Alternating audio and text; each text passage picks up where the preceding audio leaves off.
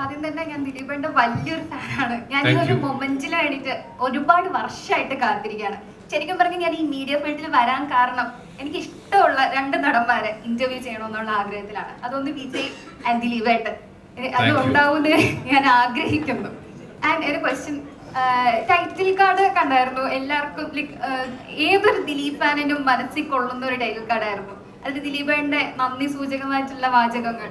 ഈ ഒരു നിമിഷം ഇപ്പോൾ മൂവി ഇറങ്ങി സക്സസ്ഫുൾ ആയിട്ട് റൺ ചെയ്യുവാണ്. ഈ ഒരു നിമിഷം ആരാധകരോട് അല്ലെങ്കിൽ പ്രേക്ഷകരോടായിട്ട് ദിലീപേട്ടൻ എന്താണ് പറയാനുള്ളത്? 30 വർഷമായി ശരിക്കും ഞാൻ സിനിമയിൽ അഭിനയം തുടങ്ങിയിട്ട്. 91-ലാണ് ഞാൻ ആദ്യമായിട്ട് സിനിമയിൽ വരുന്നത്, വിഷ്ലോകം. അതിനുശേഷം ആ സമയത്തൊക്കെ മിമിക്രി ഉണ്ടായിരുന്നു. അവിടെയും ശരിക്കും പറഞ്ഞ പ്രേക്ഷകരായിട്ടുള്ള ബന്ധത്തിൽ തന്നെ പോയിക്കൊണ്ടിരുന്നു. 95-ൽ അഭിനയം തുടങ്ങി.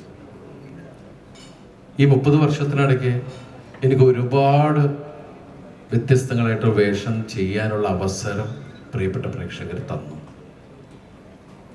ഓരോ പ്രതിസന്ധി ഘട്ടത്തിലും എനിക്ക് ഒരു വിജയം വേണമെന്ന്, അവനത് ആവശ്യമാണ് എന്ന് പ്രേക്ഷകർക്ക് തോന്നുന്ന നിമിഷത്തിൽ എല്ലാം അവർ ഓടി വന്നിട്ടുണ്ട്.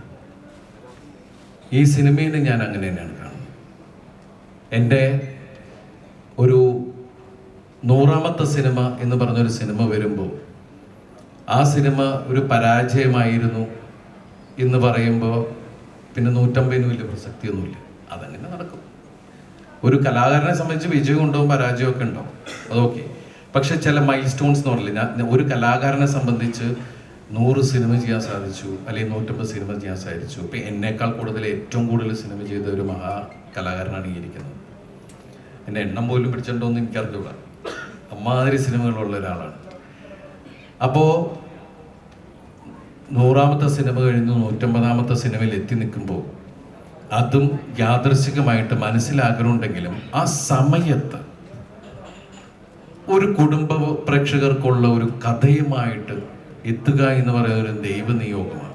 അത് എനിക്ക് ഏറ്റവും വലിയൊരു വിജയം ആവശ്യമുള്ളൊരു സമയത്തേക്ക് വേണ്ടി വെച്ച ഒരു സിനിമ പോലെ. അതിനാണ് ഞാൻ പ്രിൻസ് ആൻഡ് ഫാമിലി, പല പേരുകൾ പറഞ്ഞു. അവസാനമാണ് അവർ പറഞ്ഞ ഇത് പ്രിൻസിൻ്റെ കഥയാണ്. ഈ സിനിമയ്ക്ക് പ്രിൻസ് ആൻഡ് ഫാമിലി അതാണ് കാരണം. ഇത് കുടുംബ പ്രേക്ഷകരുടെ സിനിമയാണ്. കുടുംബം എന്ന് പറയുമ്പോൾ കൊച്ചു കുട്ടികൾ മുതൽ ചെറുപ്പക്കാരും ചെറുപ്പക്കാരികളും അതുപോലെ ആ ഒരു മധ്യപ്രായത്തിലേക്ക് കയറുന്ന ആളുകൾ, പ്രായമായ ആളുകൾ ഒക്കെ ഉള്ള അതാണല്ലോ ഒരു കുടുംബം. എല്ലാവരും ചേർത്തിട്ടുള്ളൊരു പാക്കേജാണ്. അല്ലാണ്ട് ഇത് യൂത്തിൻ്റെ സിനിമയാണ്, അല്ലെങ്കിൽ ഇത് സ്ത്രീകൾക്ക് മാത്രമുള്ള അങ്ങനെയല്ല. ഇതൊരു പാക്കേജാണ്. ഇത് ശരിക്കും പറഞ്ഞാൽ യൂത്തിൻ്റെ സിനിമയല്ലേ. കാരണം ഇന്ന് എനിക്ക് തോന്നുന്നത് 20-നും അല്ലെങ്കിൽ ഒരു 18 വയസ്സ് മുതൽ ഒരു 30 വയസ്സിനുള്ളിലുള്ള ചെറുപ്പക്കാരാണ് ഏറ്റവും കൂടുതൽ റീലിനും അതുപോലെ അവനവൻ്റെ ലൈഫിലെ ഓരോ പേഴ്സണൽ മൊമെൻറ്റ്സും പബ്ലിക്കിനോട്, ഒരു സൊസൈറ്റിയോട്, ഒരു ലോകത്തിന് മുമ്പിൽ ഷെയർ ചെയ്യുന്നതിൽ ഏറ്റവും കൂടുതൽ വ്യഗ്രത കാണിക്കുന്നത് ചെറുപ്പക്കാർ തന്നെയാണ്. അത് ആൺകുട്ടികളായാലും പെൺകുട്ടികളായാലും. അപ്പം അതിൽ ഒരു കഥാപാത്രത്തിനെ അല്ലെങ്കിൽ സമൂഹത്തിൽ നമ്മൾ കാണുന്ന ഒരാളെയാണ് ഇതിലെ മെയിൻ ഒരു ക്യാരക്ടറായിട്ട് നമ്മൾ എടുത്തിരിക്കുന്നത്. ആ വേഷമാണ് റാണി ചെയ്തത്.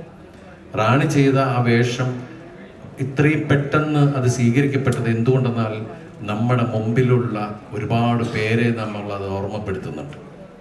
അത് നമുക്ക് അന്യമല്ല കഥാപാത്രം. ഈ സിനിമയിലെ മുഹൂർത്തങ്ങളും നിങ്ങൾക്ക് അന്യമല്ല. അതുകൊണ്ട് തന്നെയാണ് ഈ സിനിമ 2 കൈ നീട്ടി സ്വീകരിച്ചത് പ്രേക്ഷകർ. ആ പ്രേക്ഷകരോട് തീരാത്ത നന്ദിയും കടപ്പാടും അറിയിക്കുന്നു, എൻ്റെയും എൻ്റെ കുടുംബത്തിൻ്റെയും. ദിലീപേട്ടൻ്റെ പ്രിൻസ് ആൻഡ് ഫാമിലിയിലാവട്ടെ, രാമലീലയിലാവട്ടെ, അതിലെ കഥാപാത്രങ്ങൾ പറയുന്ന ഓരോ ഡയലോഗുകളും ദിലീപ് എന്ന വ്യക്തി സമൂഹത്തോട് പറയാൻ ഉദ്ദേശിക്കുന്ന കാര്യങ്ങളുണ്ടെന്ന് ആ കഥാപാത്രത്തിലൂടെ പറയാൻ ഉദ്ദേശിക്കുന്നുണ്ട്. അപ്പോൾ അത് യാദൃശ്ചികമായിട്ട് സംഭവിക്കുന്നതാണോ, അതോ ദിലീപ് എന്ന വ്യക്തി അത് ബോധപൂർവ്വം ആ സമൂഹമായിട്ട് സംവദിക്കാൻ വേണ്ടി തന്നെ ഉള്ള ഡയലോഗുകളാണ്? അതിൽ ഓരോ കഥാപാത്രങ്ങളിലൂടെ വരുന്ന ഡയലോഗ് ഡെലിവറി ഒരിക്കലുമല്ല. രാമലീല എന്ന് പറഞ്ഞ സിനിമ ചെയ്ത് ഫുൾ ഷൂട്ടിംഗ് തീർന്ന് ഫുൾ ഡബ്ബിങ് തീർന്ന സിനിമയാണ്. അതിനുശേഷമാണ് നിങ്ങൾ കണ്ടത് എൻ്റെ ജീവിതത്തിലുണ്ടായ വിഷയങ്ങൾ. പക്ഷേ സിനിമയും റിയലും തമ്മിൽ എന്തോ ഒരു കണക്ഷൻ ഏതോ സംഭവിച്ച പോലെ അത് യാദൃശ്ചികമാണ്. അതിനെ കൂടുതൽ അറിയാനുള്ള ജിജ്ഞാസ പ്രേക്ഷകർക്കുണ്ടായത് ഇതിലേതാണ് റിയൽ എന്ന് പറയുന്ന ഒരു അവസ്ഥയിലേക്ക് അത് അങ്ങനെ സംഭവിക്കുന്ന. ഒരിക്കലും എനിക്ക് പറയാനുള്ള കാര്യങ്ങൾ ഞാൻ സിനിമയിലൂടെ പറയാൻ ശ്രമിച്ചിട്ടില്ല. എൻ്റെ കഥാപാത്രം എന്ത് പറയുന്നു അതാണ് നിങ്ങളിലേക്ക് എത്തിച്ചിട്ടുള്ളത്. കഥാപാത്രം സംസാരിച്ചിട്ടുള്ളത്, അല്ലാണ്ട് മനഃപൂർവ്വം അത് എൻ്റെ റൈറ്റേഴ്സും സമ്മതിക്കില്ല.